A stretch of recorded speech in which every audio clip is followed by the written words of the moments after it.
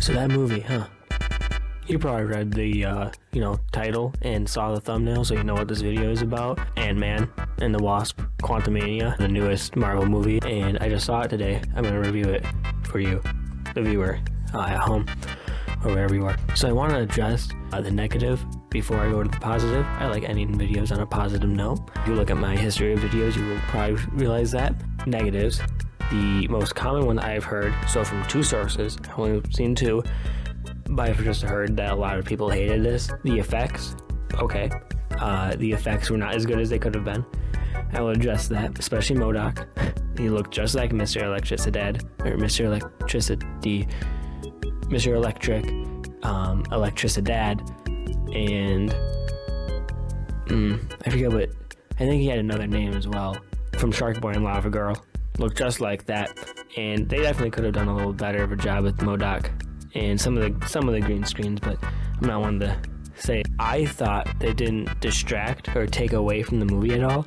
Sure, it could be better, and I will give all of those critics that. I will probably put the budget for the movie up here.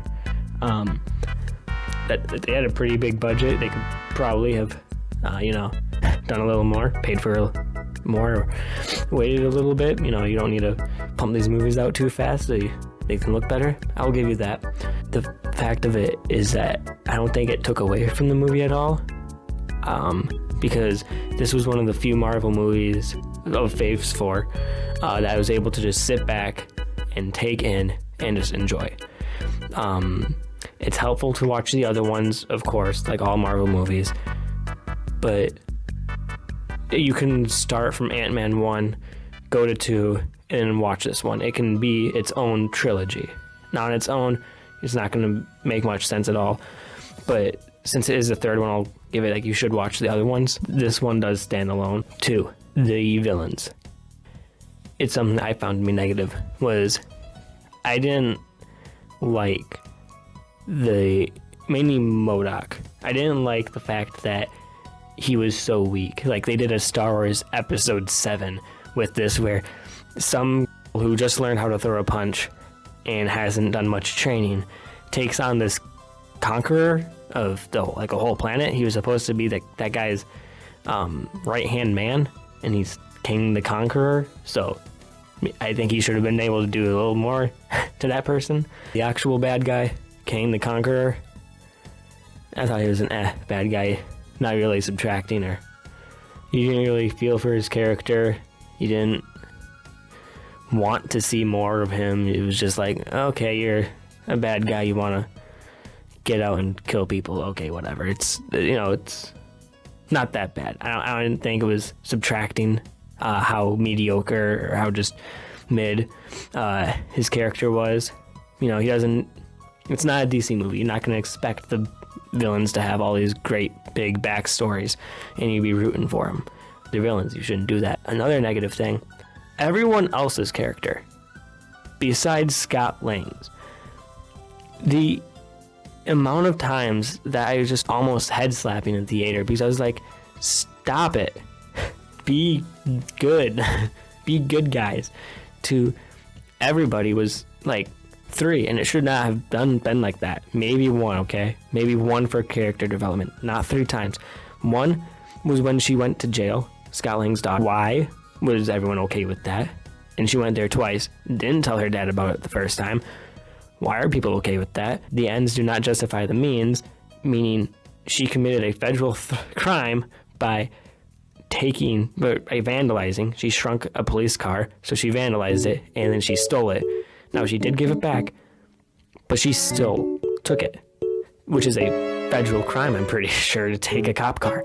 And she just gets away with it. What? Like, that's not cool. Then everybody else's character towards Scott Lang, when he tries talking about it, he's like the chillest dad. He's handling it way better than any dad I know would. And everyone is like, so everybody got negative points for that.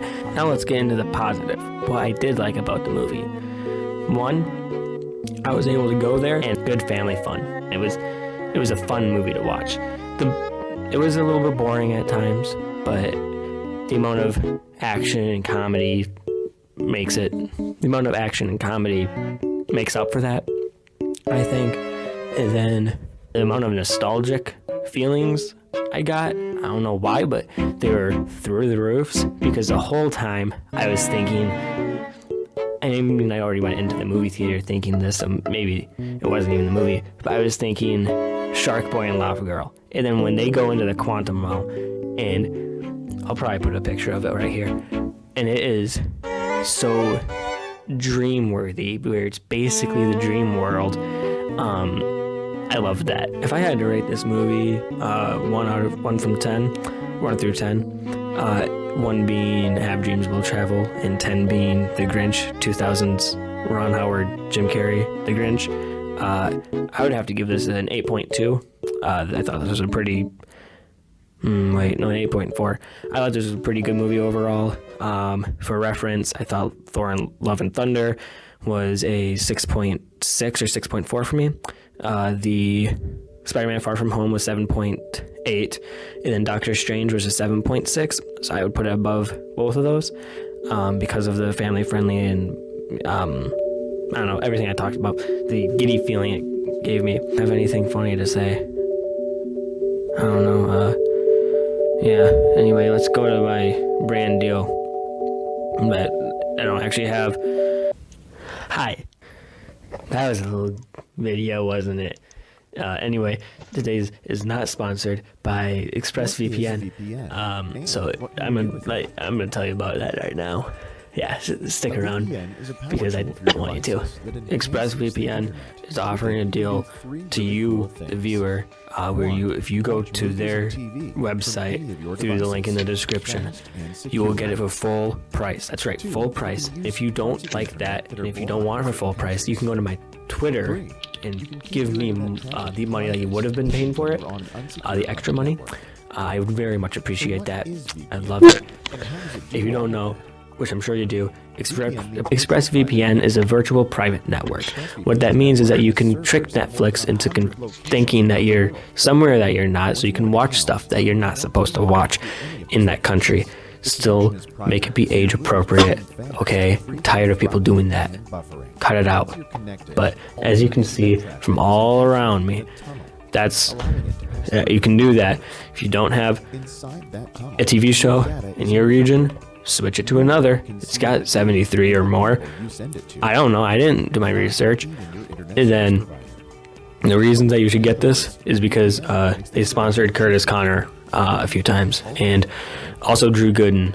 I'm not sure about Danny Gonzalez. I think he might be one of the VPNs that did not sponsor me, like ExpressVPN. Again, this is not sponsored. I have no subscribers and no sponsor. You probably read the title and saw the thumbnail. Anyway, so back to you. And man, I don't know why you're still watching this video. It's over, right? Like, I cut to a brand deal that I didn't have. There's no reason for you to be here. Leave.